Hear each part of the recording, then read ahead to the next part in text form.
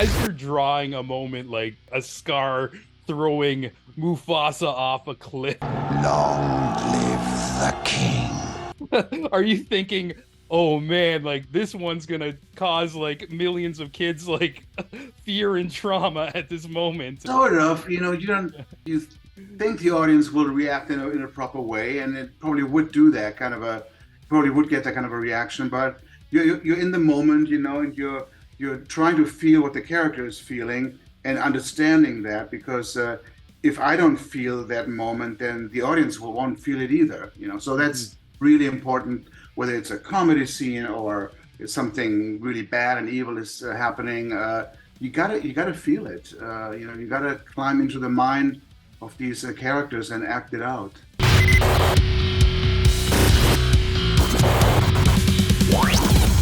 Today on the show, we are joined with a man who's a legend in every sense, created some of the most iconic characters of our childhood, and was one of the lead animators at Disney.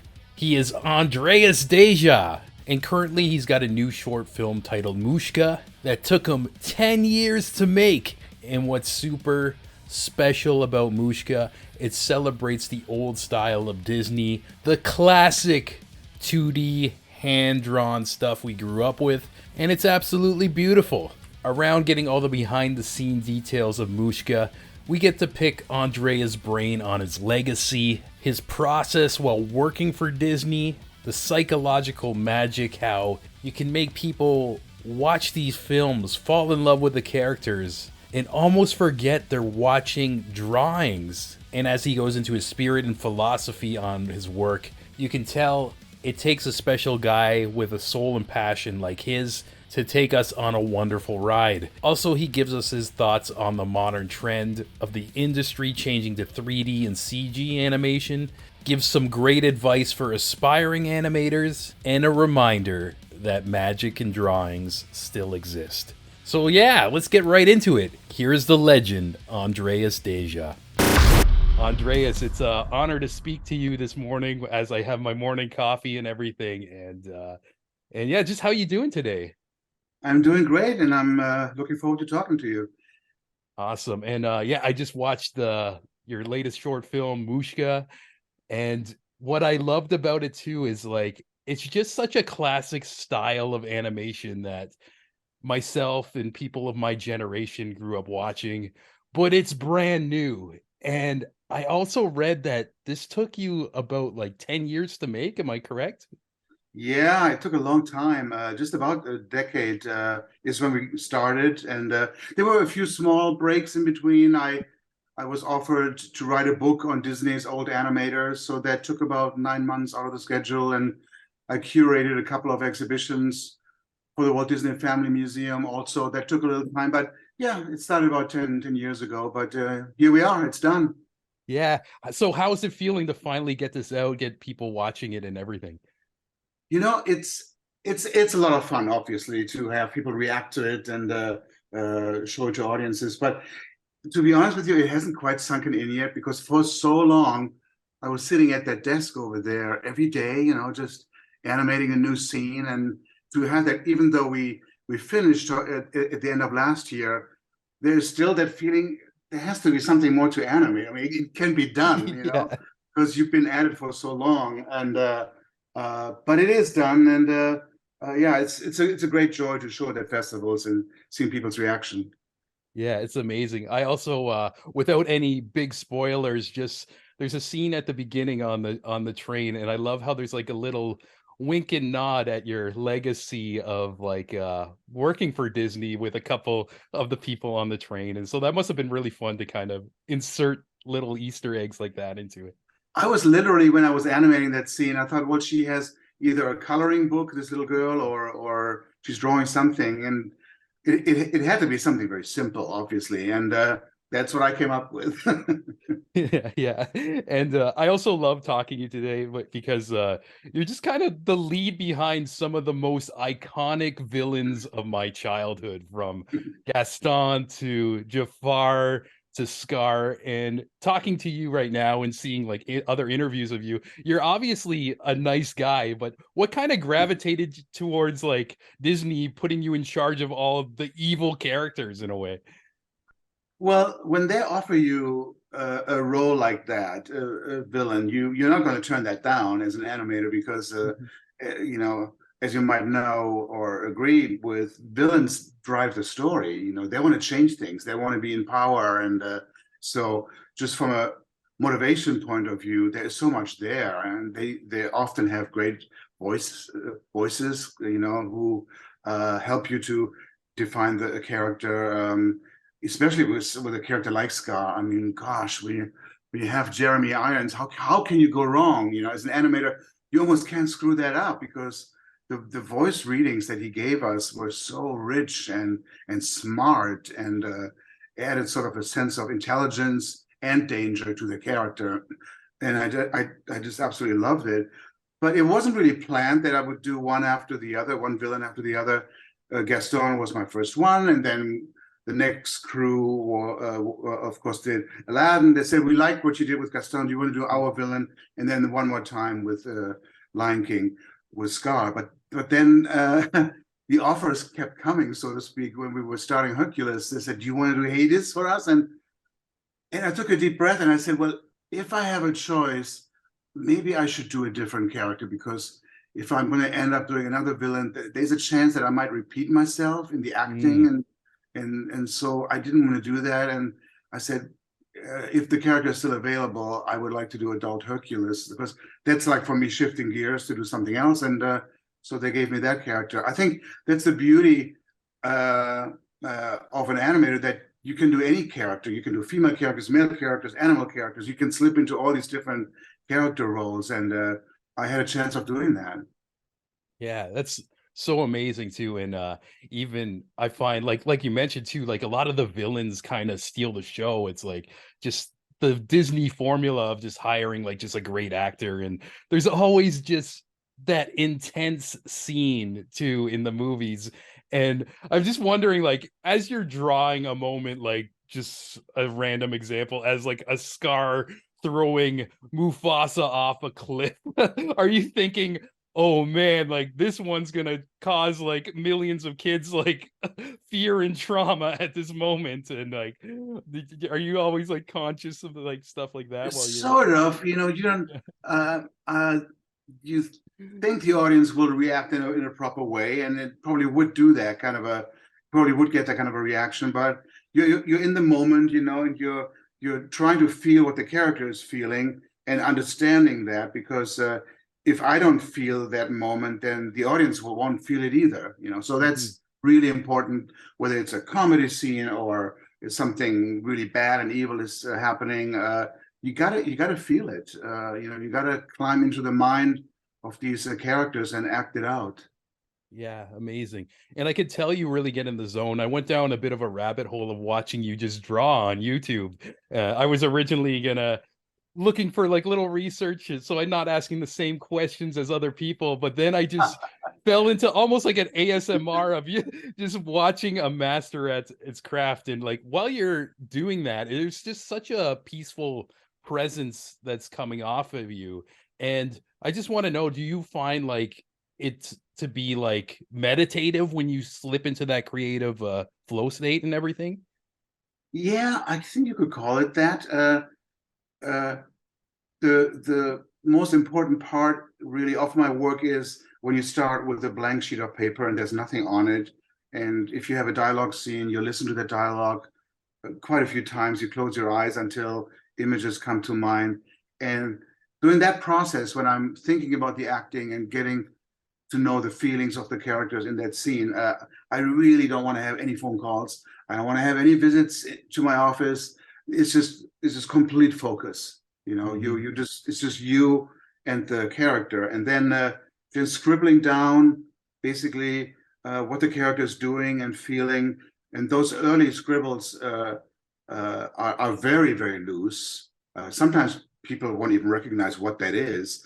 It's really out of your stomach, out of your gut onto paper. But that's the most important part of it is how did you decide on this particular piece of acting, and what's it going to look like, or what's it going to actually what's it going to feel like is what you ask yourself first. Then you can scan those drawings already and see these doodles do something, and if you kind of get a sense even at that rough stage where it's going and if it's going to work or not.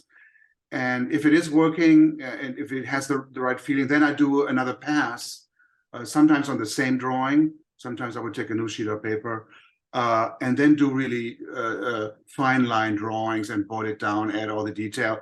And that part has always been easy to me. I always put some music on at that stage, don't have to concentrate as much as the earlier pass, and just to define the character and draw the character. That's always been relatively easy. Some animators struggle with that. I think it has to do with your level of draftsmanship. And Disney was telling me that in that letter that I got from them when I was a kid. I actually did write to the studio, and what can I do, to prepare myself here as a kid to sometimes work for Disney. And they sent me a letter, and they said, you got to learn how to draw. You have to become an artist on your own right. So go to the zoo and do all that, and take lessons in life drawing. You have to know the human figure and all of that stuff. There are some animators that come equipped with that, and some that have less experience in it, so they might struggle a little bit more with the actual fine drawing of that. But yeah, to me, the most important part has always been that first pass. I mean, what is it going to be, and how is it going to go? Wow. Yeah, and it's just amazing to even like have this archive of you on YouTube seeing you do this stuff, because I find it just the imagination to kind of put what you're thinking of on paper just magic to me in a way. Like I could barely draw a straight line, but for example, watching you make Tigger from Winnie the Pooh, just seeing it start off as a couple shapes, and maybe like a person who's like uneducated on drawing characters doesn't know where it's going. It's like, oh, a couple circles and a rectangle, but then to see this piece of just this iconic character come together, like, and fairly quick too. It's just amazing what you guys do. Yeah, you can't spend too much time on each drawing, because in the end, they have to be between 12 and 24 drawings per second. Even though I don't do all of those drawings, I do the main ones. I do draw the ones that really matter, and frame the acting and the action. Then I have an assistant who's doing the in-between drawings, based on my instructions. But yeah, if you take an hour for a drawing, you won't get that scene done on time, because we all have deadlines. And that's why drawing in a sketchy way is beneficial, because a sketch takes less, might be more emotional actually, and all that. So and from my film, I actually kept that in mind. I didn't really want to have the characters on the screen defined by fine, thin drawings, elegant drawings. I wanted a sketchy look, because to me that adds emotion and feeling. So you can see that in the character drawings as well as the background paintings. They're almost unfinished looking. They're just a sketch. Yeah, and it's kind of amazing. I feel like I that's what I appreciated the most about it too, because you kind of know somebody sat here by hand, like drawing frame by frame, which to me that's insane. But bless your work ethic, and for you and your assistants to like put that together. That's amazing to me. Yeah, I mean, you have to love drawing, you have to love acting, and it's expressing yourself. You're basically telling the audience how you feel about the character.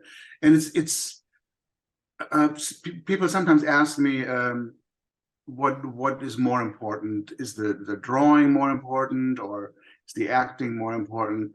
And the clear answer to that is the acting is more important. Drawing is absolutely secondary. Because when I'm animating a scene and I look at the blank sheet of paper, I don't think about how it's drawn and how big the ears are and how big the nose is or whatever. It's all about the feeling. It's all about the emotion. And then once I understand the emotion, then I've kind of tried to feel it myself, then that will dictate how it's to be drawn. So drawing is always secondary. When I'm sitting at my desk, I take a sheet of paper, do a doodle, another sheet really quick, trying to come up with an acting pattern fairly quickly, because that's how you work emotionally, is by not taking a whole day to do all these clean drawings, So it's and I wanted to have that, like I said earlier, I wanted to have that feeling on the screen, that spontaneity of sketches, and remind people also at the same time that drawings can do this. Hmm. That you see drawings with black outlines on the screen, but after a few seconds you might forget that they're actually drawings, that there's a real person in there behind these drawings, and that these drawings live, they become characters. And to me, that's the ultimate magic trick, is to make people believe in that.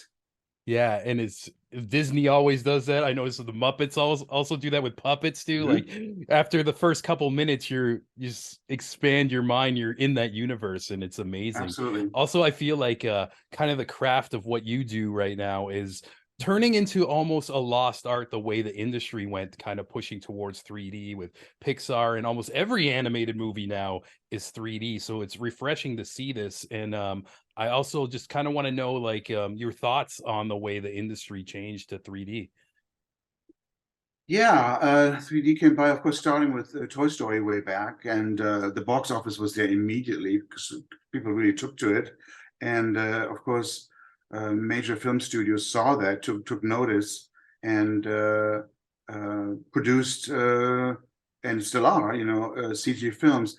I'm really impressed what is possible these days, that you can in CG create these realistic worlds that look like the real world, basically, And but as an artist, having learned how to draw and spending years expressing myself graphically, I wanted to continue to do that, because I didn't want to put that aside, and because I still felt like I had things to say with drawings and graphics and storytelling. So that's how Mushka came about. I wanted to do my own project.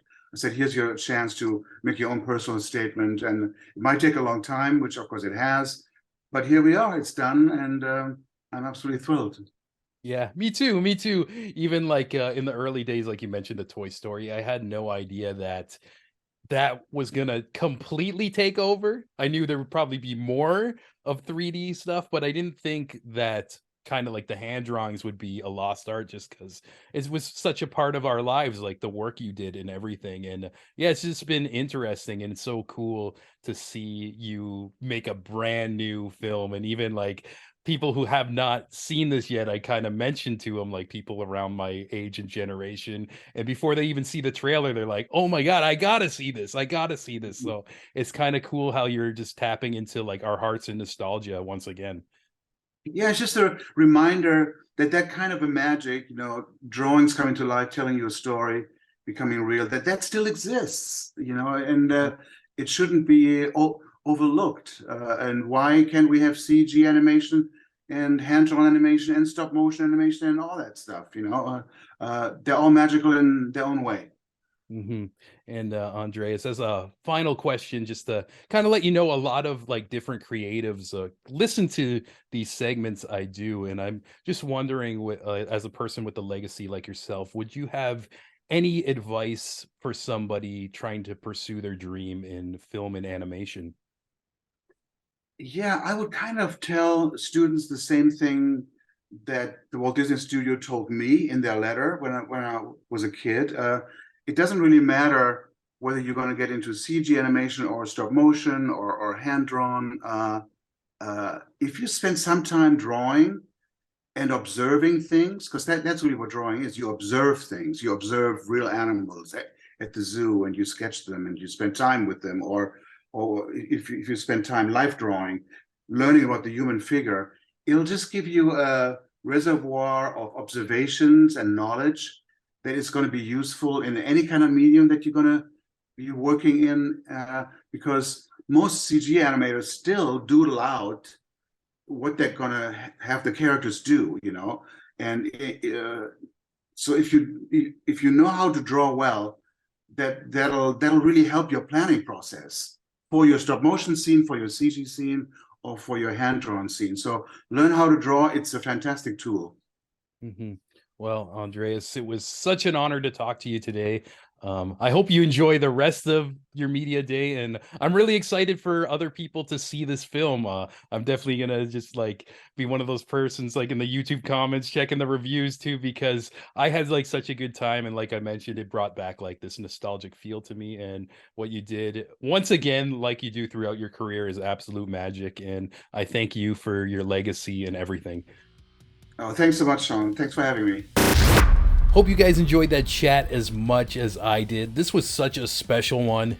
And I thank Andreas for his time today. I could have kept him for 3 hours. There's endless things to ask a man with that kind of legacy, experience, knowledge, talent, soul, heart, spirit. I can keep on going. And even there was a moment I looked at the clock and I saw how much time I had with him, and I ditched all my questions about asking him about working on Who Framed Roger Rabbit, where he pretty much almost did the lead on everything, all the animation. And yeah, that was just one of my favorite movies of my childhood. So maybe down the road we can catch up with him once again, and I can take a deeper dive into his work, which is just like I mentioned. How do you even cover all of it? You can't. It's timeless. And like we mentioned, Mushka, it's kind of making its run around some film festivals, but keep in touch with us on our socials and we'll be sure to let you know when and where it makes a worldwide release. Super cool that that's even a thing, and I hope it inspires others to go back and make these throwback style of animation films, you know? The vibe and nostalgia I got from it was so heartwarming. And speaking of people who make my heart warm, I can't leave without thanking all you legends, other legends on the Patreon page who've taken the extra step to support this platform. And first up, the homie Mike Carniello of the Testing with Mike YouTube channel. I've noticed he's been posting some cool content. Go check it out. Also, Amanda McKnight of Top 10 Nerd, another wonderful talent who's on multiple YouTube channels and has a very amazing Twitch stream that celebrates comic books, video games, and all things nerdy. My man Ryan Watkins of Ryan Radio, the wonderful Jenny Potter, the GOAT Devin McBride, Ryan frickin' Campbell, my favorite soul singer Saber, and last but not least, Francis Coffer, aka my mom. If you want to support the show and get a shout out at the end of every episode, you can go to www.patreon.com/thecreativeinbalance and also get these episodes super early before everybody else. Raw and uncut. Right when I'm done the interview, I take the Zoom call and I drag and drop it right to the Patreon. Not even a minute after I'm done. And beyond the shout out and getting to listen to these things early, at the end of the day, you can go to bed at night just knowing you're a badass motherfucker who supports raw, uncut, independent media. And nobody can take that away from you. You hear me? Alright, that's all for now. Got some other cool stuff coming around the corner. Such exciting times. Thank you for listening. If you like it, give it a share, and I'll catch you next time. Yeah!